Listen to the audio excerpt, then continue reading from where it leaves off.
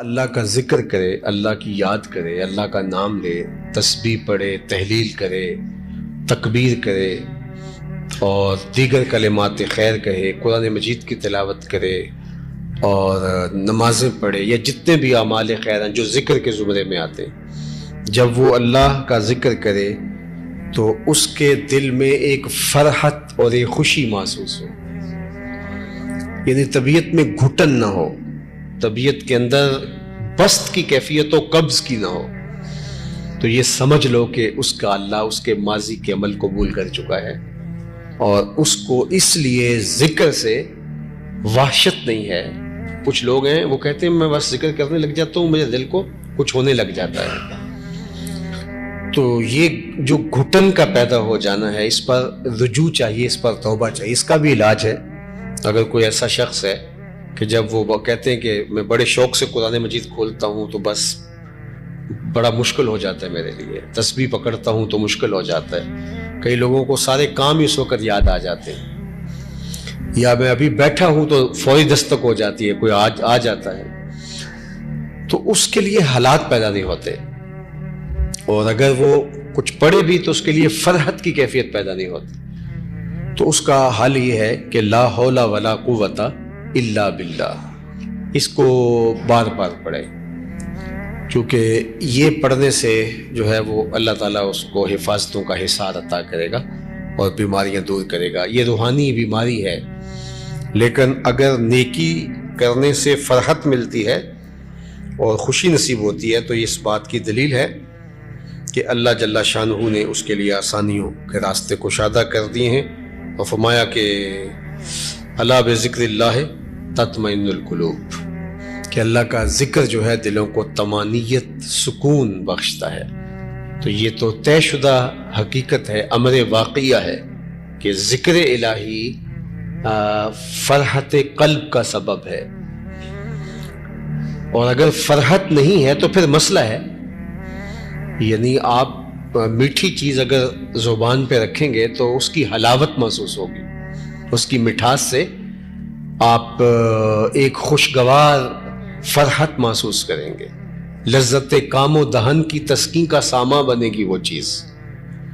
لیکن اگر آپ کوئی میٹھی چیز اپنے منہ پہ رکھتے ہیں تو آپ کو کچھ بھی محسوس نہیں ہوتا، الٹا آپ کو تلخی ہونے لگ جاتی ہے، تو پھر اس کا مطلب ہے کہ آپ کو کوئی مسئلہ ہے، صفرا کی کوئی تہ چڑھ گئی ہے زبان کے اوپر، اور وہ اتنی دبیز ہے کہ وہ قوت ذائقہ کو روک رہی ہے۔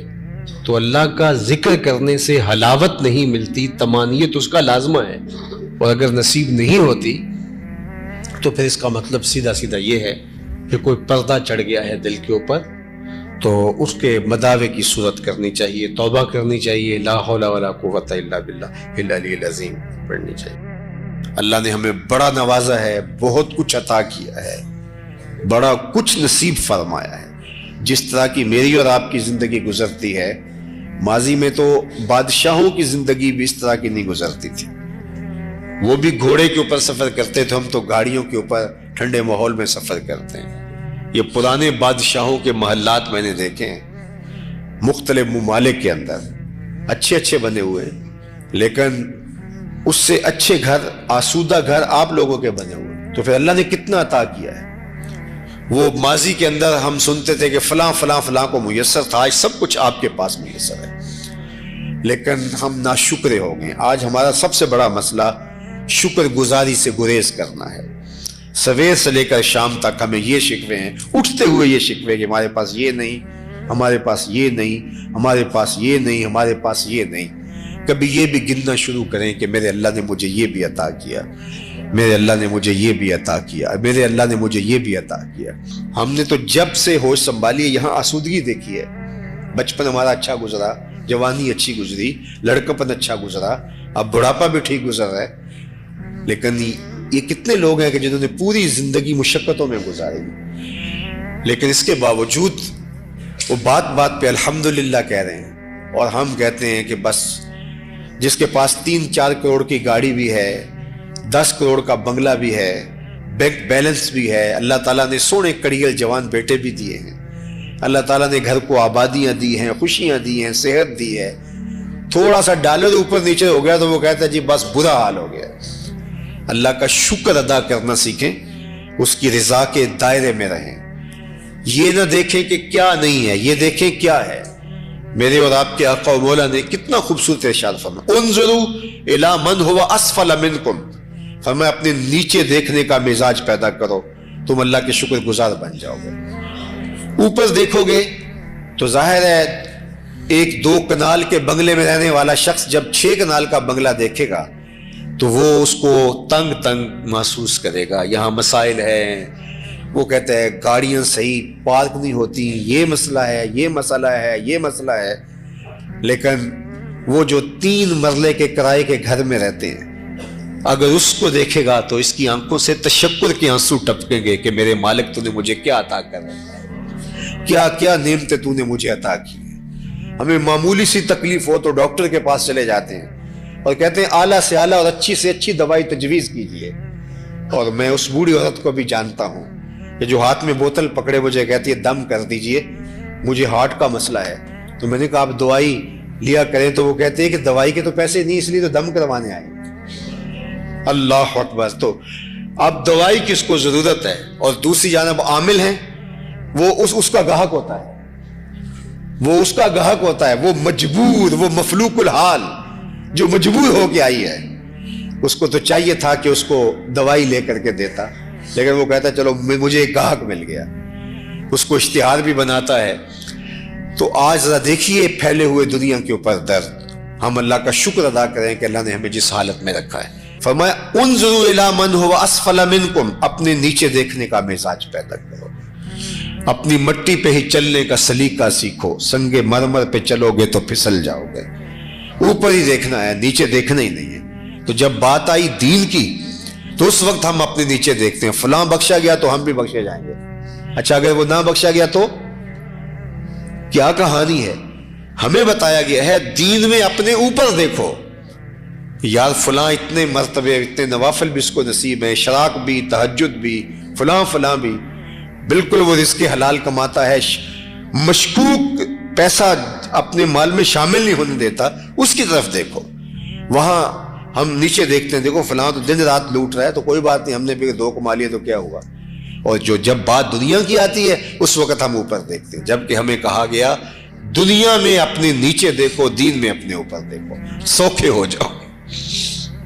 تو اللہ کی نعمتوں پر شکرانے کا مزاج پیدا کرو. آپ گھر جاتے ہیں، جب بھوک لگتی ہے تب کھانا مل جاتا ہے. وہ بھی ہیں کہ جن کو دن میں 1 مرتبہ کھانا مشکل سے ملتا ہے. ہم نے بہت برے حالات دیکھے اور لوگوں کو شاکر پایا، صابر پایا. سیریا کے اندر وہ جو 40 لاکھ لوگ پڑے ہوئے ہیں، آپ وہاں سے گزر جائیں تو بعد میں جینا مشکل ہو جاتا ہے.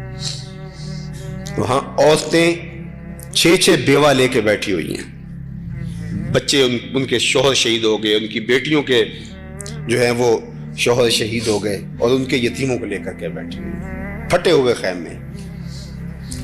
لیکن اس کے باوجود بھی ان کی زبان پہ ہم نے شکوہ نہیں دیکھا. یہی شکوہ ہے کہ امت کہاں ہے. تو اللہ جل شانہ مجھے اور آپ کو یہ توفیق دے کہ ہم اللہ نے جو ہمیں عطا کیا ہے اس پر شکر گزاری. اگر تم شکر کرو گے وہ تمہیں اور زیادہ دے گا، اگر ناشکری کرو گے تو اللہ تعالیٰ بے نیاز ہے. یار کوئی آپ کو مشکل وقت کے اندر، اوکھے ویلے، سردی کے موسم میں تڑپتے ہوئے آپ کہیں سے آئیں، بے چین ہوں اور جسم ٹھٹر رہا ہو، تو گرم دودھ کی پیالی پلا دے، ساری زندگی اس کو نہیں بھولتے. اور میرے رب نے کتنی نعمتیں عطا کی ہیں، کبھی شکر ادا کیا اس کا اس انداز سے.